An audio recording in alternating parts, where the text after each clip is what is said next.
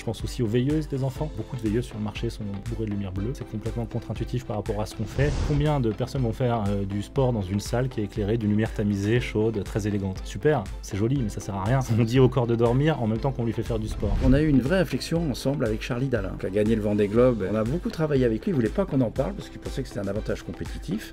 C'est en quoi il a eu raison, puisqu'il a gagné. Je pense qu'on n'est pas obligé d'aller jusqu'à ce qu'on fait pour l'armée et qu'on n'est pas obligé d'avoir des situations de crise à la maison. Mais par contre, faire attention à son hygiène de lumière, ça me paraît très important d'y penser.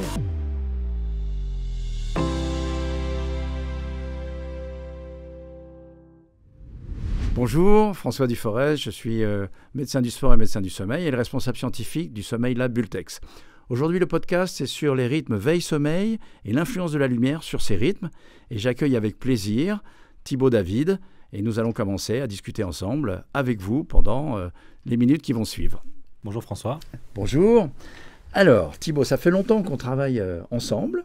Déjà, est-ce que tu peux me dire quelle est ta formation et pourquoi la lumière, finalement, c'est quelque chose de plus complexe qu'on ne pense? Très bien. Donc moi, je suis ingénieur en optique. Donc la lumière, ça a été le cœur de mes études.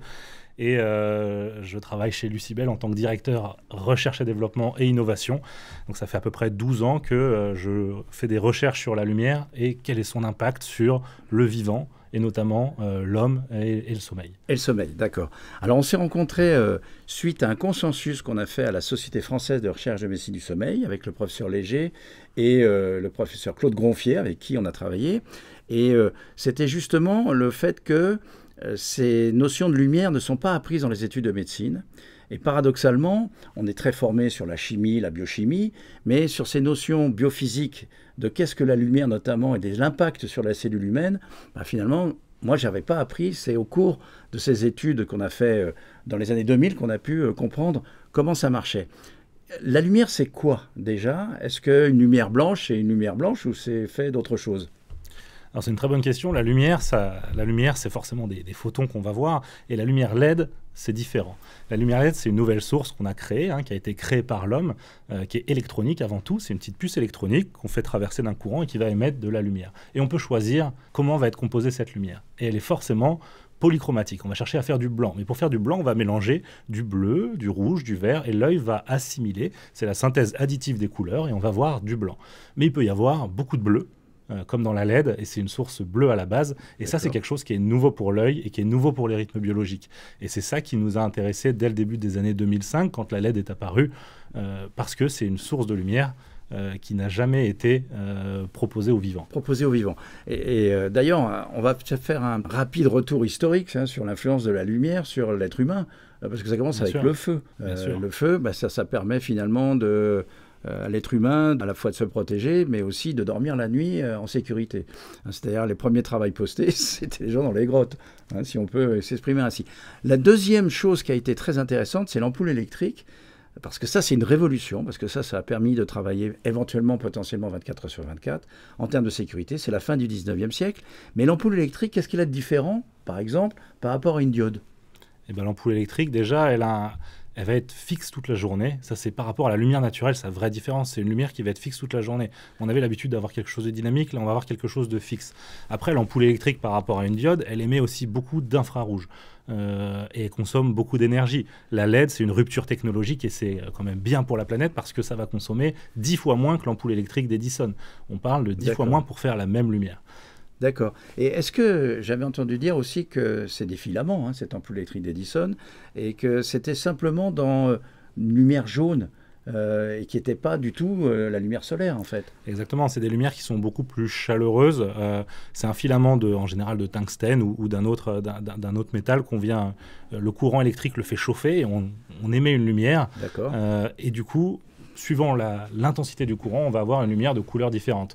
Mais pour que le filament soit pas trop chaud, on met un peu moins de courant pour sa durée de vie. En général, on parle en Kelvin la lumière, et donc vulgairement, une ampoule électrique, on est autour des 2500 Kelvin, ce qui est une lumière qui est quand même très chaude. Aujourd'hui, les lumières LED les plus chaudes qu'on achète chez nous sont à 2700 Kelvin. On va avoir dans nos bureaux du 4000 Kelvin et dans nos hôpitaux ou pharmacies du 6000 Kelvin. D'accord, ça c'est la température. C'est la couleur, c'est la température de couleur. La température de couleur. Lorsqu'on a commencé à regarder les effets de la lumière sur l'horloge biologique humaine, finalement, on ne savait pas tellement où est-ce que ça jouait. Et c'est dans les années 1980, pour commencer à voir jusqu'où on va arriver maintenant en 2025, en 1980, que l'équipe de Lévy a commencé à se rendre compte que ça passait par l'œil, cette notion de lumière, que ça arrivait au niveau de l'horloge biologique qui est située chez l'homme, derrière les yeux, ce que nous on appelle le noyau suprachiasmatique, l'horloge biologique interne, et que derrière ça engageait beaucoup de fonctions plus différentes. Donc c'est là où on a compris comment ça fonctionnait. En 2002, il est arrivé quelque chose qui certainement va nous permettre de rentrer dans les études qu'on a fait ensemble, c'était les fameuses cellules à mélanopsine, c'est-à-dire qu'on s'est aperçu que ce n'était pas ce qu'on voyait qui influençait l'horloge biologique qui est située derrière les yeux au niveau centre du cerveau, au niveau de ce qu'on appelle l'hippocampe, la zone vraiment de la mémorisation notamment, mais que c'était des cellules périphériques de la rétine, qu'on appelle les cellules à mélanopsine, et le photon, cette particule lumineuse, va donc être stimulé, va stimuler ces cellules à mélanopsine, et va donc créer des influx sur justement cette horloge biologique. Quand tu parles de vision de ce type-là, comment ça s'intègre avec les LED? Comment ça a fait progresser ces réflexions-là? Alors ça, c'est une vraie découverte, une vraie découverte du XXIe siècle. En effet, ces glandes à mélanopsine et ce trajet direct entre la lumière et le cerveau, quelque chose qu'on n'avait pas intuité avant et qui permet de prouver l'impact que la lumière va avoir sur notre rythme biologique. Quelque chose qu'on avait déjà remarqué, mais pas encore prouvé. On ne savait pas quel mécanisme c'était. Exactement. Du coup, la lumière qui nous impacte, elle a deux cibles. Elle a notre cible de la vision qui va faire l'image. On connaît très bien l'œil depuis la nuit des temps avec une sensibilité. On voit très très bien le vert. L'œil voit très bien le vert, ouais. Très peu le bleu, très peu le rouge. Et derrière, ces glandes à mélanopsine qui, elles, sont beaucoup plus sensibles au bleu. Donc, plus la lumière est bleue, plus elle va être activante. Elle va être activante pour mon horloge biologique. Et au contraire, plus elle va être orange, ambrée, rouge, moins elle va être activante, voire non activante. Non activante.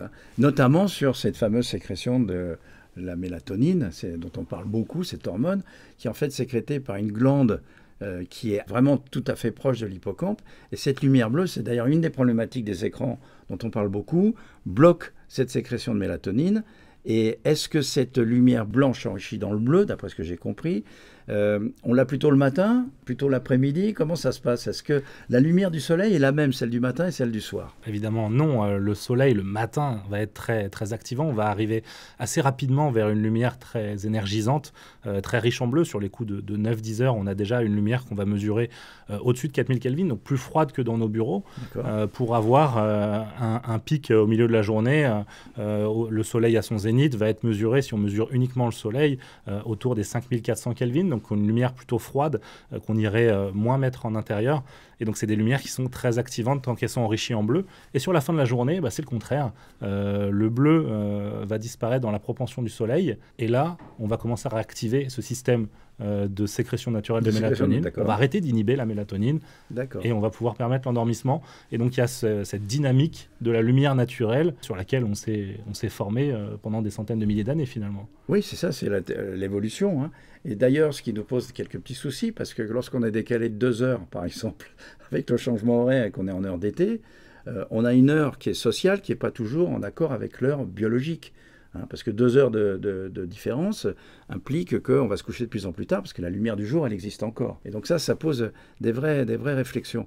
En dehors de ces réflexions-là, moi je me souviens très bien de la première étude qu'on avait faite, qui était chez Nexity, et avec une vraie problématique que l'on a, qui était des bureaux isolés, un peu par rapport à la lumière du jour. Or, de plus en plus dans les bureaux, parfois, il y a des entresols, il y a des choses de ce style-là, ou des pièces sombres.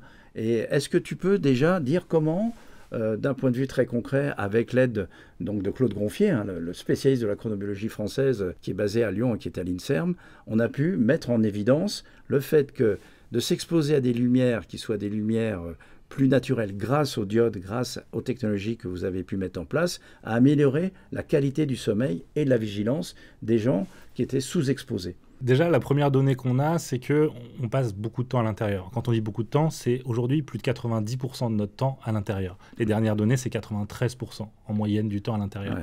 À l'intérieur, lumière fixe, on n'a pas cette dynamique naturelle. Ça, c'était le point de départ. On est parti de l'intuition de se dire, si on reproduit la même dynamique qu'à l'extérieur et la même richesse de lumière, c'est-à-dire on va travailler sur le spectre de la lumière, on va avoir une lumière qui est aussi riche que celle du soleil, c'est-à-dire avec toutes les couleurs, pas juste du vert, du rouge, du bleu, vraiment tout l'arc-en-ciel. On refait l'arc-en-ciel en recopiant exactement la lumière naturelle et on l'a fait varier de la même façon tout au long de la journée. Et ben, on a eu cette intuition qu'on aurait des paramètres biologiques améliorés chez les gens, notamment sur la vigilance, sur la qualité de sommeil, le bien-être global. Donc c'est ce qu'on a fait et 70 personnes chez Nexity ont été équipées pendant un mois de montres actimétriques, ont suivi des tests de l'Hôtel Dieu par tes équipes toutes les semaines et elles ont eu 2 semaines d'éclairage classique avec leur tube fluo habituel et 2 semaines d'éclairage circadien chronos, donc qui vient faire cette lumière autour du jour. Et on a mesuré en seulement 2 semaines d'utilisation, une amélioration significative de la vigilance, de la performance. Il y avait plus 15% de rapidité sur des tests et une qualité de sommeil ressentie qui était accrue. Ressenti avec moins de micro-éveil parce que le sommeil était plus facile, c'est-à-dire que la latence d'endormissement avait diminué et ils avaient un sommeil qui était moins vulnérable, avec moins de ce qu'on appelle le oiseau, c'est-à-dire des micro-éveils. Alors ce que j'avais aussi apprécié, c'est que dans cette pièce, en fait, c'était comme un 21 juin dans les Alpes, d'après ce que j'ai compris. Exactement. Comment vous avez fait pour produire cette chose-là? Ça, c'est Claude Gronfier qui nous a proposé ces données-là. Si on pouvait choisir la lumière qu'on voulait, on l'aurait choisi quand même une journée de beau temps dans les Alpes. Donc avec des données très précises d'un spectromètre qui suivait le soleil en tracker toute la journée. Toute la journée. Pour avoir exactement la lumière que le soleil diffuse en direct. C'est ça qu'on a cherché pour ne pas prendre en compte la réflexion de la voûte céleste, s'il y a des nuages ou non. On a voulu le soleil uniquement sur une journée de beau temps. Donc il avait fallu attendre cette année-là, le 21 juin, pour avoir ces conditions idéales. Et donc c'est ces données qu'on a utilisées pour reproduire ça à l'intérieur d'un bureau. Donc évidemment, on a mis moins de quantité de lumière puisque le soleil, il va jusqu'à des dizaines de milliers de lux qu'on ne saurait pas reproduire à l'intérieur, qui n'aurait aucun sens. Mais par contre, on a reproduit la même dynamique et c'est ça qui a permis d'avoir cet effet biologique derrière. Et ça, on a eu cette année... en 2024, une durée d'ensoleillement, je parle de la région parisienne, très faible, avec un temps gris extrêmement important. Et on a une explosion des troubles du sommeil, avec des gens qui se sentaient fatigués au matin, ce qu'on appelle la dépression saisonnière, ou subdépression, enfin c'est la même chose, c'est-à-dire que les gens ne sont pas stimulés par la lumière du jour parce qu'il n'y en a pas assez. Donc, n'étant pas assez stimulés, ils ne sont pas assez fatigués en termes... chronobiologique, ce qui fait qu'ils dorment mal. Donc on a les deux aspects, je ne suis pas assez vigilant dans la journée et j'ai du sommeil qui est fragmenté et fractionné. Ça veut dire que la lumière est maintenant une thérapeutique qui est clairement identifiée, en dehors de l'aspect productivité, je me sens bien dans un éclairage chronobiologiquement adapté, ça va jouer également sur la qualité du sommeil. Alors ça c'est vraiment extrêmement intéressant en termes... de fonctionnement, mais on a eu d'autres études un petit peu plus, on va dire, ciblées. Est-ce que tu peux nous parler, par exemple, de ce qu'on a fait pour l'armée? Parce que l'armée, il y avait une vraie réflexion au niveau du travail, notamment dans les sous-marins ou dans les frégates furtives, où les gens ne voient pas la lumière du jour. Et ils sont sur des équipes de 3. Et comment on a pu leur faire éventuellement un protocole expérimental pour faire tourner ces gens-là? Comment gérer les rythmes de personnes qui doivent vivre ensemble pendant 3 mois, avec des rythmes en plus à l'intérieur d'organisations qui vont être différents, avec des quarts qui vont être tantôt de 8 heures, tantôt de 6 heures, des situations de crise qui vont arriver où finalement tout le monde doit être sur le pont. La stratégie, c'est que tout le monde soit le plus performant le moment désiré. Et donc c'était ça vraiment le cahier des charges, c'est comment on peut optimiser les capacités neurocognitives des soldats en opération. Et de récupération, parce qu'il faut qu'ils récupèrent très très vite. Et du coup, il en découle évidemment la récupération, parce que pour être efficace, il faut aussi avoir récupéré. Donc ça demande à gérer le sommeil, mais ça demande aussi à mettre les soldats en conditions optimales quand ils vont avoir leur quart de responsabilité. D'accord. Donc, ça se réfléchit par rapport à tout leur cycle de vie, toutes les zones qu'il va y avoir dans le navire. C'est un problème de zone parce qu'il y a la banette, la fameuse banette où ils doivent la chambre à coucher, on va leur dire. Exactement. Il y a le moment où ils travaillent, mais il y a aussi tous les endroits de transition. Les coursives de transition. Et ça, c'est une chose Puis il y a des moments de détente aussi, où il y en a qui vont arriver du travail et d'autres qui vont être en transition. Donc voilà, ils vont se croiser. Donc il y a toutes ces interfaces à gérer et le tout à commander pour une situation de crise que ce soit... Et tu crois que ça serait intéressant dans le logement chez monsieur et madame tout le monde, ça? Je pense qu'on n'est pas obligé d'aller jusqu'à ce qu'on fait pour l'armée et qu'on n'est pas obligé d'avoir des situations de crise à la maison. Mais par contre, faire attention à son hygiène de lumière, ça me paraît très important. On l'oublie souvent, on a l'impression que pour être en bonne santé, faut faire du sport, il faut bien manger, il faut bien dormir. Mais on oublie souvent qu'il faut avoir une lumière qui est adaptée au moment où on fait ça. C'est ce que nous, on appelle l'hygiène de lumière pour le vulgariser. Ouais. Mais les lumières bleues le soir, on sait très bien que ça va pénaliser le sommeil. Le manque de lumière bleue le matin, ça va pénaliser la vigilance de la journée. Et chez nous, on n'a pas forcément ces ampoules qui vont permettre de faire ça. Ces sources de lumière qui vont permettre de faire ça. Donc c'est important d'y penser. Et je pense aussi aux veilleuses des enfants. Beaucoup de veilleuses sur le marché sont bourrées de lumière bleue, juste bleue. C'est l'inverse de ce qu'il faudrait faire. Exactement, donc c'est complètement contre-intuitif par rapport à ce qu'on fait. À titre personnel, quand j'ai dû nourrir mon bébé qui était encore nourrisson, la lumière ambrée qu'on mettait, qui n'a aucune activité biologique, c'était un bonheur. Tout le monde se rendormait plus facilement derrière. Et ça change plus vite que les enfants. Presque pareil en même temps. Mais on sait que c'est optimisé en tout cas. Si on ne dort pas, on sait que c'est pas de la faute de la lumière. Déjà, c'est une bonne chose. D'accord. Il y a un truc aussi que j'ai appris il y a peu de temps et qui serait intéressant parce que quand on est en consultation, c'est demander l'histoire lumineuse de la personne. On s'aperçoit que la sensibilité à la lumière d'une personne dépend beaucoup des premières années de l'enfance. Tu parlais de l'enfance et notamment, c'est une des premières questions qu'on pose quand les gens se disent l'hiver ça va pas trop, mais où est-ce que vous avez passé vos premières années? Et quand ils ont passé leurs premières années, alors c'est évident en France, ceux qui sont hors métropole, en outre-mer, qui ont un vécu lumineux parce que près de l'équateur ou près des tropiques, eh bien quand ils viennent ici, c'est pas simplement que le moral qui est touché, c'est cette notion de dépression saisonnière. J'ai le souvenir d'une athlète qui avait une problématique, ne faisait pas les temps de qualification pour les Jeux Olympiques, une sprinteuse, et en fait c'était, quand on regarde l'histoire qu'elle avait, d'abord elle avait été en Guadeloupe, voilà, pendant des années, donc elle avait un grand besoin de lumière, et la préparation des Jeux Olympiques c'était au mois de juillet, et il n'arrêtait pas de pleuvoir dans la région parisienne. Et ils étaient sur une grande hall à l'INSEP. Et comme elle avait un sponsor qui lui donnait des lunettes de soleil. Donc il était lunettes de soleil dans un environnement en fait qui était pas assez lumineux, en préparation pour des championnats du monde qui avaient lieu en septembre. Elle déprimait totalement. Et en lui faisant de la luminothérapie, elle a été qualifiée. Et en plus, ils ont gagné le championnat du monde par équipe. Voilà, dans le relais. Donc, ça a des influences vraiment importantes et c'est vrai qu'on n'y pense pas assez. Ça change la performance quelque part. Oui, et puis je dirais, on retrouve par la technologie ce qu'on a perdu par le monde moderne. C'est-à-dire qu'on retrouve un lever de soleil et un coucher de soleil, même s'ils sont artificiels, au moins ils existent. Et le cerveau, il a été construit autour de ça, justement, avec la lumière soit et la lumière fut. Bon, c'est pas les premiers à l'avoir dit. C'est marrant ce que tu dis, parce que moi je remarque aussi que sur le marché, les gens du sud de la France sont beaucoup plus réceptifs à la technologie d'une lumière qui vient reproduire la lumière du soleil que les gens du nord. Quelque part, parce que dès qu'il y a un jour gris, ils le sentent. Et ils sentent ce manque. Il y a beaucoup plus d'addiction, quelque part, à la lumière. À la lumière, c'est une bonne addiction. Les gens du nord. Une addiction à la lumière qu'autre chose. Exactement. Mais bon, les gens du Nord pourraient gagner aussi des bénéfices en l'utilisant, mais ils sentent moins ce... Ça, c'est le nord de la France. Après, quand tu montes encore plus dans les Scandinaves, alors, ils vont pas bien du tout, parce qu'ils sont dépressifs totalement l'hiver, et ils sont insomniaques l'été, parce que là, il y a trop de lumière. Et trop de lumière, la pollution lumineuse, notamment dans les villes, pose aussi des problèmes. C'est-à-dire que la lumière qui n'est pas contrôlée, notamment, je pense à tous les lampadaires qui sont allumés la nuit, ça peut justement fragmenter le sommeil des gens qui sont citadins. Ils nous disent d'ailleurs à la campagne, je dors mieux. Oui, parce qu'il fait plus noir. Alors sache que c'est en train d'être régulé, mais pour les animaux, pour les batraciens et tout ce qui est autour, et les oiseaux, qui du coup perdent leur rythme, mais on n'a pas encore pensé à le faire pour les humains. C'est dommage. Ça viendra, ça viendra.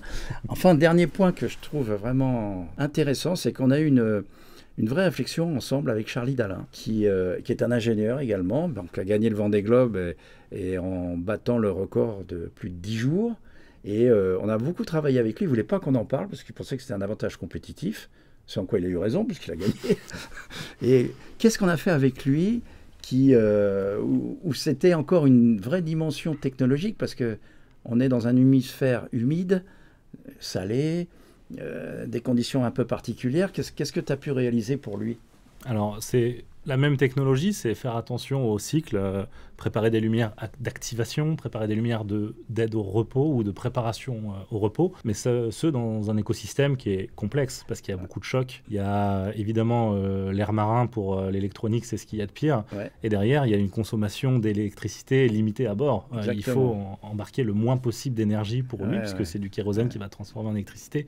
Donc voilà, on a dû mettre tout d'un coup, et en même temps, sa lumière, c'est son compagnon de bord. Il n'y a que ça qui lui fait de la lumière à bord. Exactement. Donc ça doit être fiable. Donc on a beaucoup travaillé sur ce sujet. Noir carbone en plus. Hein, exactement. Studette comme il dit, noir carbone. Exactement. Tout l'intérieur est noir carbone. Il a refusé de la peindre pour une question de poids. Hein. La peinture était trop lourde, donc on n'avait pas le droit donc on a mis plus de lumière. Ça fait moins de confort lumineux pour lui, mais quelque part. Oui, et puis la manière dont il l'a utilisé, parce qu'on est en train de débriefer son histoire. Le vrai challenge, c'était de se réveiller le plus lucide possible pour prendre la bonne décision, parce qu'il avait ses alarmes et ses ordinateurs devant lui, et surtout quand il avait décidé de dormir, de se dormir le plus vite possible. Et donc on avait aussi, d'après ce que j'avais vu avec lui, avoir une lumière qui descendait progressivement dans le rangée pour l'amener vers le sommeil beaucoup plus facilement. Exactement. Son scénario de boost, il est branché à toutes ses alarmes de bord. Donc s'il a une alarme, quoi qu'il arrive, la lumière, elle se met au maximum pour le mettre dans des conditions de vigilance tout de suite. Et l'endormissement, quand il va se préparer pour aller à la sieste, 5-10 minutes avant, il lance le scénario. On passe sur une lumière ambrée qui va descendre jusqu'à s'éteindre sur 10 ou 15 minutes. D'accord. Voilà, il n'a rien à faire. Et ensuite, quand son réveil va sonner, on va repartir en boost tout de suite. Et si vraiment il a un coup de barre un peu plus fort, on avait un boost plus, une lumière encore plus forte pour essayer vraiment de lutter contre le sommeil qui finit par venir. Ils sont quand même, ils se demandent tellement à leur organisme que tout peut aider, même si ça fait pas tout. À la fin, on peut pas non plus. Oui, bien sûr.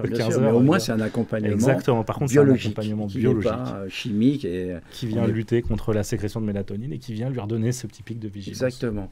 Et alors le point aussi qu'on a fait il y a peu de temps avec le tournoi Destination Rugby, c'est que on a fait la même chose pour les joueurs dans la salle de soins. Et ce qui était amusant, c'est que pour une raison de transport, ils ont débranché un petit peu le système que tu avais mis en place dans la salle de soins. Et les joueurs se sont plaints en disant « mais on n'a plus nos doudous lumineux ». Ils appelaient ça le doudou lumineux. Et puis c'est le staff qui a dit, parce que le staff, les kinés, ils bossent de 7h du matin jusqu'à 22h. Et donc on a eu un débrief ensemble. Et qu'est-ce que tu en as retenu de ce débrief ? J'ai retenu déjà que la salle de soins, les kinés avaient compris une chose, c'est que s'ils veulent préparer un joueur avant un événement, il fallait qu'ils aient une lumière qui fasse la même chose. Il faut que la lumière soit en ligne avec le soin qu'ils vont faire, adapté. Combien de personnes vont faire du sport dans une salle qui est éclairée d'une lumière tamisée, chaude, très élégante ? Super, c'est joli, mais ça sert à rien. Ça sert à rien. On dit au corps de dormir en même temps qu'on lui fait faire du sport. Il n'y a rien de... C'est des signaux complètement contraires. Exactement. Donc du coup, déjà, ils ont compris que c'était intéressant d'activer en même temps qu'ils faisaient un massage d'activation et de relaxer en même temps qu'ils faisaient un massage de relaxation. Déjà, ils ont compris ça, c'était gagné. Ensuite, ils ont compris que la lumière pouvait changer alors qu'eux, ils vivaient toute la journée dans une salle fermée. Donc, ils étaient très contents d'avoir une lumière activante le matin. Ils en sont très sensibles et reposante le soir. Ouais. Et les joueurs, qu'est-ce qu'ils adorent après l'effort ? Avoir une lumière cocoon. Une lumière où vraiment ils se détendent et ils vivent la relaxation à fond. Et c'est ça où eux, ils ont levé le drapeau dès qu'il n'y avait plus. Ils ont dit, il nous faut cette lumière-là, c'est cette lumière de repos qui voulait. C'est eux qui l'ont demandé. Mais c'est d'ailleurs adaptable au spa. Exactement, adaptable au spa. C'est finalement la même chose dans des conditions... OK. Bon, donc le terrain est riche et on va pouvoir en continuer à certainement faire des études ensemble et progresser, parce qu'on peut tout à fait imaginer dans une chambre à coucher un lit, un Bultex bien sûr, avec une tête de lit qui permettrait justement d'accompagner beaucoup plus facilement le lever, l'éveil, mais aussi le coucher. Cette lumière, on peut faire une lumière qui permet de voir, donc on peut lire. Oui, c'est ça, c'est important. Sans éclairer l'horloge biologique. D'accord. Donc l'horloge biologique est plongée dans le noir, elle commence ses processus naturels de sécrétion de mélatonine et autres, et pendant ce temps-là, nous, on lit et on tombe tranquillement dans l'endormissement, puisqu'à un moment où on a un taux de mélatonine élevé, on va s'endormir naturellement. Ce qui se passe quand on n'a pas ça et qu'on lit pas, qu'on n'est pas focalisé sur autre chose, on va commencer à ressasser tous les problèmes de la journée, et ça, par contre, ça empêche le sommeil. Et puis le sommeil, c'est toi qui me l'as dit. Dans tout ce qui est comportemental, dans tout ce qui est cognitivo-comportemental.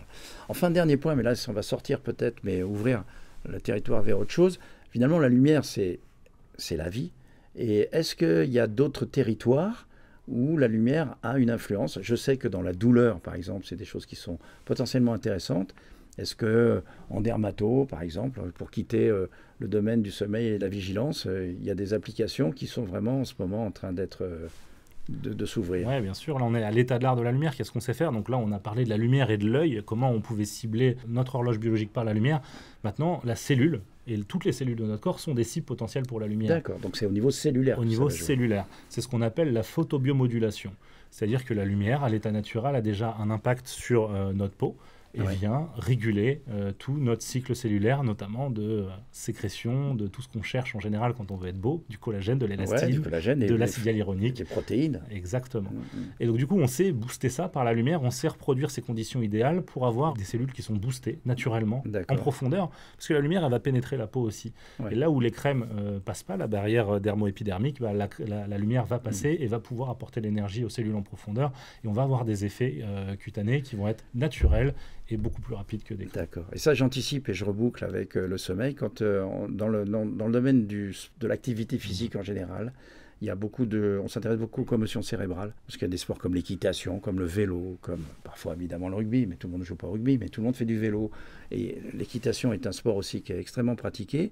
Et toutes ces commotions cérébrales, eh bien la photobiomodulation dont tu vas parler est certainement la technique qui permet de récupérer le mieux possible d'une commotion cérébrale. Donc, bienvenue dans le monde de la lumière. Hein, et puis, je pense qu'on a encore plein de choses à faire ensemble.